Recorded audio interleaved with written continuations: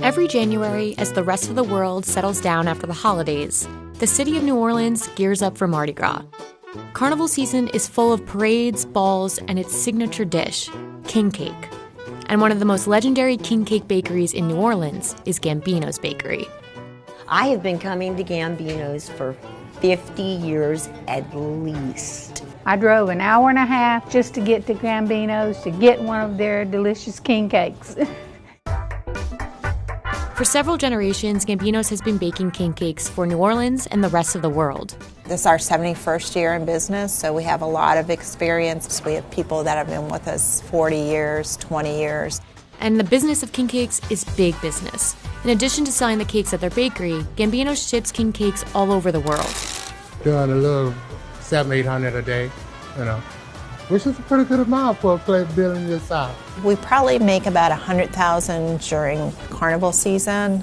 So what exactly is a king cake, and how is it made in New Orleans? It's a sweet Danish dough. There's cinnamon in it, the traditional cinnamon. It's made from scratch every day. So we start out in the morning by making fresh dough.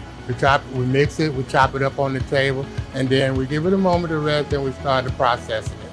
I think it arrived from the cinnamon roll, and it just expanded from there. Well, instead of making a dough and cutting it off, making a little sweet roll, let's stretch it out. Let's stretch it out and make a loop out of it. I don't know where it originated from, but this is what it ended up being. In NOLA, the cake fits right in with Mardi Gras tradition. So it has the traditional 3 colors, the green, purple, and gold, and it's faith, justice, and power. Generations of children have been raised in New Orleans eating cakes during Carnival season. As soon as we get weaned off of the bottle, that's pretty much, the next thing to go in your hand. It just is. It just is. Sharing king cake was a tradition long before New Orleans became a city. The cake's name comes from a biblical story of the 3 wise men visiting baby Jesus on the 12th night, or King's Day, celebrated on January 6th. Today, king cake is available between King's Day and Mardi Gras Day, the day before Lent begins. The origin of the king cake itself varies on who you ask, but it is most commonly believed to have started in France or Spain and was popularized during the Middle Ages. While king cake might not have been invented in New Orleans, bakeries across the city like Gambino's have perfected it. There's different parts of the world that celebrate Carnival, but they also have, a version of the king cake. I think ours, we have a lot of sugar in ours, so I think ours is sweeter. I don't think when you go to Europe or even Mexico, it's not as, they don't have the icing and the sugars on it. Gambino's claim to fame was that they were one of the first bakeries to actually fill their cakes. We actually call them stuffed because most bakeries will add the filling on top. Like if it's strawberry, they'll just make a regular king cake, add strawberry filling on top. So we actually put the filling inside the king cake and roll it and then bake the filling in it. So the flavor generates throughout the entire king cake instead of just being placed on top. The final and possibly most important ingredient in a king cake is a plastic baby baked into every cake. So the baby originally, was supposed to be like baby Jesus, but basically it symbolizes like health, prosperity.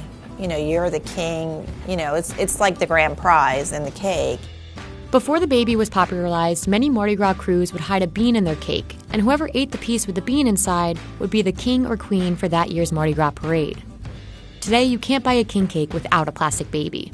I remember getting the baby a couple of times when I was a little kid, at school. And it was like, oh, that was popularity gold. That was pretty cool.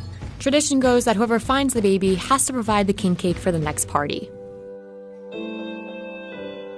But after Hurricane Katrina devastated New Orleans, many bakeries, including Gambino's, were not sure if they'd reopen.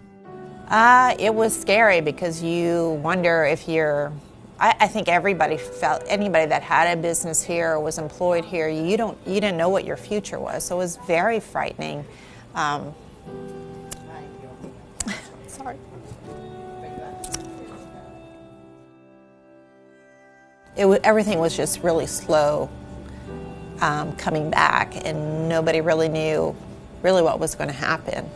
The city's come back even stronger, and better, and our people here are they're so strong.